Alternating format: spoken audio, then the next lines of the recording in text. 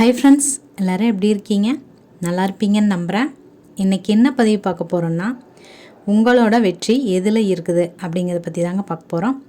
தீபாவளி அப்படிங்கிறதுனால காலையிலேருந்து வீடியோ எதுவும் எடுக்க முடியலைங்க. நைட்டு தான் பட்டாசு வெடிக்கிறதுலேருந்து வீடியோ எடுத்தோம். அப்புறம் அடுத்த நாள் பக்கத்தில் இருக்கிற மலை கோயிலுக்கு போயிருந்தோம். அதெல்லாம் தான் இந்த வீடியோவில் காட்டிட்டு அப்படியே உங்களோட வெற்றியை பற்றி பேச போகிறேங்க. வாங்க வீடியோக்குள்ளே போகலாம்.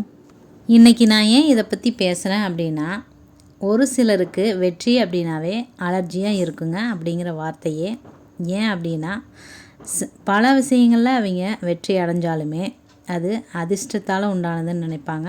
இல்லைன்னா என் வாழ்க்கையில் ஏதோ அதிசயம் நடந்துருச்சு அப்படிங்கிற மாதிரி நினச்சிப்பாங்க. அப்படியெல்லாம் நினைக்க வேண்டிய அவசியம் இல்லைங்க. வெற்றியையும் கொண்டாட கற்றுக்கணும். அதாவது அதிகபட்சமாக நம்ம அலட்டிக்காமல் குறைஞ்சபட்சம் நாமளே தட்டி கொடுத்துக்கணும். அதுதாங்க வெற்றியை யார் நேசிக்கிறாங்களோ அவங்கள தாங்க வெற்றி வந்து சேருது.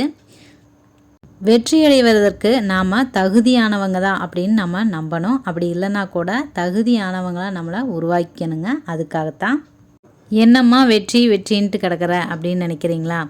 வெற்றி அப்படிங்கிறதுங்க ஒவ்வொருத்தருக்கும் ஒவ்வொரு மாதிரி தனிப்பட்ட விஷயம். மாதிரி சொல்லணும் அப்படின்னா, இப்போ பிஸ்னஸ் மேன்ஸுக்கு பணம் சம்பாதிக்கிறது வெற்றி, கலைஞர்களுக்கு மக்களின் பாராட்டே வெற்றி, விஞ்ஞானிகளுக்கு அவர்களோட கண்டுபிடிப்பு தாங்க வெற்றி, ஒரு தாய்க்கு தன்னோட குழந்தைகளே வெற்றி. அந்த மாதிரி தாங்க உன்னோட வெற்றி என்ன அப்படின்னு என்னை கேட்டீங்க அப்படின்னா, நாம் அவசரமாக ஓடிட்டுருக்கிற இந்த உலகத்தில் ஒரு நாள் நின்று நம்ம உறவுகளோடையும் சொந்த பந்தங்களோடையும் ஒரு நாள் இருந்து ஒத்துமையாக மகிழ்ச்சியாக எல்லோரும் ஒன்றா இருக்கிறதே என்னுடைய மாபெரும் வெற்றி, மிகப்பெரிய சந்தோஷம், முழுமையான சந்தோஷந்தாங்க. வாரத்தில் ஒரு நாள் ஞாயிற்றுக்கிழமை, அந்த நாள் எப்போ வரும்னே நான் பார்த்துட்ருப்பேன். அந்த ஒரு நாள் எல்லாருமே ஒன்றா சேர்ந்து இருக்கிறதே எனக்கு அவ்வளோ பெரிய விஷயமாக இருக்குங்க. அப்படி அந்த எங்களோட சந்தோஷத்தை உங்கள்கிட்ட காட்டும்போது நீங்கள் எங்களுக்கு ஒரு லைக்கோ கமெண்ட்டோ கொடுத்தீங்க அப்படின்னா அதுவும் என்னோட மாபெரும் வெற்றி தாங்க. அந்த மாதிரி உங்களுக்கு உங்களோட வெற்றி எது? உங்களோட முழுமையான மகிழ்ச்சி எதில் இருக்குது? முழுமையான திருப்தி உங்களுக்கு எதிலிருந்து கிடைக்குதோ அதுதாங்க முழுமையான வெற்றி. ஏன் நான் இப்படி சொல்கிறேன் அப்படின்னா, ஒருத்தர் சொல்கிறாங்க அப்படிங்கிறதுக்காக நம்ம இப்போ படிக்கிறதே எடுத்துட்டிங்கன்னா, உங்களுக்கு டீச்சர் ஆகணும்னு விருப்பமாக இருக்குது அப்படின்னா, நீங்கள் யாரோ ஒருத்தர் சொல்கிறத கேட்டு வேறு ஏதாவது ஐஏஎஸ் இந்த மாதிரி வேறு ஏதாவது ஒன்று எடுத்து படிச்சிங்கன்னா அதுலேயே நீங்கள் ஐஏஎஸ் ஆகி ஒரு பதவிக்கே போனாலும் உங்களுக்கு ஆசை என்ன? டீச்சர் ஆகணும் அப்படின்னு நினச்சிருப்பீங்க. அதை நீங்கள் செய்யும்போது தான் உங்களுக்கு முழு திருப்தி கிடைக்கும். அந்த மாதிரி தாங்க நம்மளோட திருப்தி எதில் இருக்குது அப்படிங்கிறத நாம் கண்டுபிடிக்கணும். அதுதாங்க உண்மையான வெற்றி. முழுசாக நம்மளோட மனசு எதில் சந்தோஷம் அடையுதோ மகிழ்ச்சி அடையுதோ அதுதாங்க நம்மளோட வெற்றி. அதைத்தாங்க சொல்ல வந்தேன்.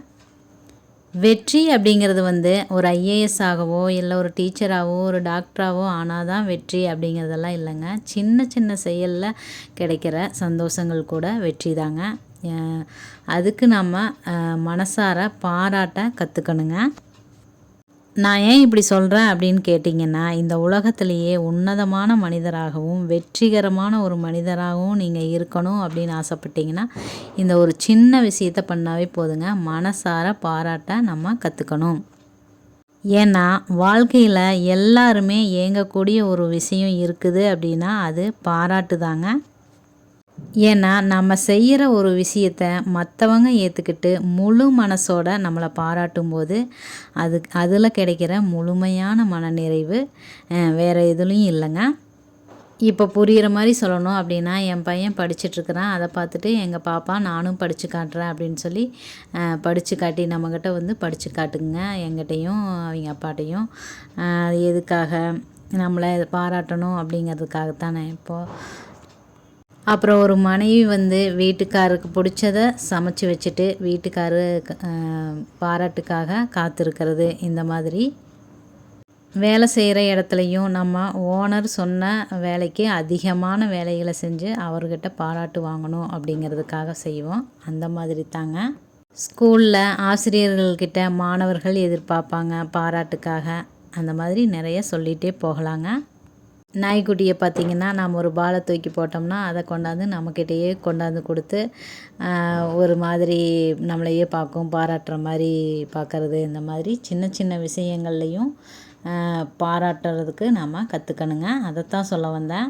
இன்னும் புரிகிற மாதிரி சொல்லணும் அப்படின்னா, ஒருத்தர் ஆஃபீஸ் விட்டு வீட்டுக்கு வந்தோடனையும் அவங்க பையன் அப்பா அப்படின்னு சொல்லி என்னமோ கேட்க வர்றான். உடனே அவர் எனக்கு ஒரே தலைவலிடா, கொஞ்சம் தள்ளு அப்படின்னு சொல்லிட்டு அவர் போய் சேரில் உட்காந்துட்டு டிவியை போட்டு ரிமோட் எடுத்து கையில் வச்சுட்டு உட்காராரு. அப்படி இருக்கும்போது அவங்க பையன் கேட்குறான், அப்பா இன்றைக்கி ஒரு நாளைக்கு உன்னோட சம்பளம் எவ்வளவு அப்படின்னு சொல்லி கேட்குறான்.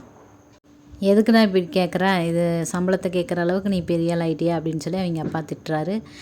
உடனே இவனும் அழுதுட்டு போயிடுறான். அதுக்கப்புறம் மறுபடியும் அவரே கொஞ்சம் நேரம் கழித்து சமாதானம் பண்ணுறதுக்காக போய் ஏன்டா இப்படி கேட்ட அப்படின்னு சொல்லி கேட்கும்போது, இல்லைப்பா எவ்வளோன்னு சொல்லுங்கன்னு மறுபடியும் கேட்குறான். அவர் ஒரு நாளைக்கு 500 அப்படின்னு சொல்லி சொல்கிறாரு.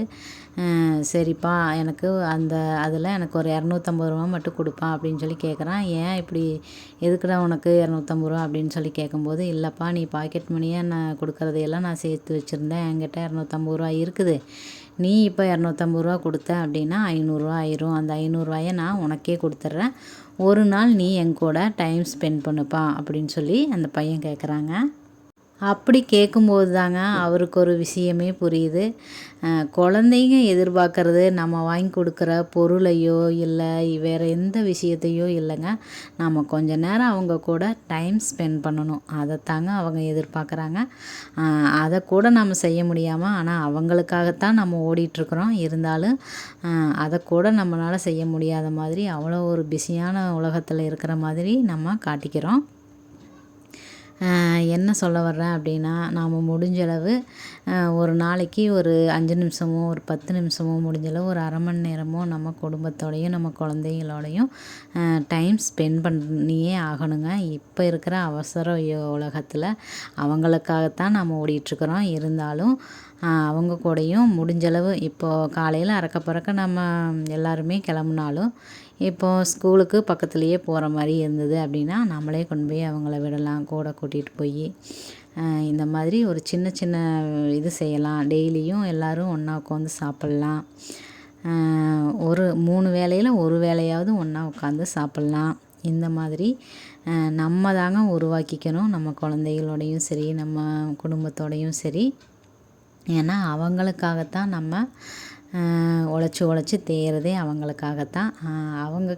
அவங்கக்கிட்ட தான் நம்ம டைம் ஸ்பெண்ட் பண்ணுறதே இல்லை. அவங்களுக்காக நேரத்தை நம்ம ஒதுக்கிறதே இல்லை. அதுக்காகத்தாங்க.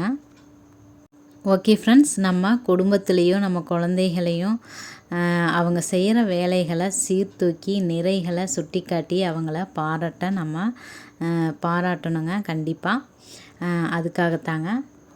அப்படி நீங்கள் மனசார பாராட்டி இந்த உலகத்தில் உன்னதமான மனிதராகவும் வெற்றிகரமான மனிதராகவும் மாறுறதுக்கு, மற்றவங்களையும் வெற்றிகரமான மனிதராக பாராட்டி மாற்றுறதுக்கும் என்னோட மனமார்ந்த வாழ்த்துக்கள்ங்க. ஓகே ஃப்ரெண்ட்ஸ், அனைவருக்கும் மறுபடியும் இனிய தீபாவளி நல்வாழ்த்துக்கள்ங்க. இந்த மாதிரி ஒவ்வொரு ஃபங்க்ஷனையும் இல்லை ஒவ்வொரு நாளையும் முழு திருப்தியோட வாழுங்க. அதுக்கு என்னோட மனமார்ந்த வாழ்த்துக்கள்ங்க. ஓகே ஃப்ரெண்ட்ஸ், இந்த பதிவு உங்களுக்கு பிடிச்சிருந்தது அப்படின்னா ஒரு லைக் பண்ணுங்கள், கமெண்ட் பண்ணுங்கள். யாருக்காவது தேவைப்படும் அப்படின்னு நினச்சிங்கன்னா ஷேர் பண்ணுங்கள். தேங்க்யூ.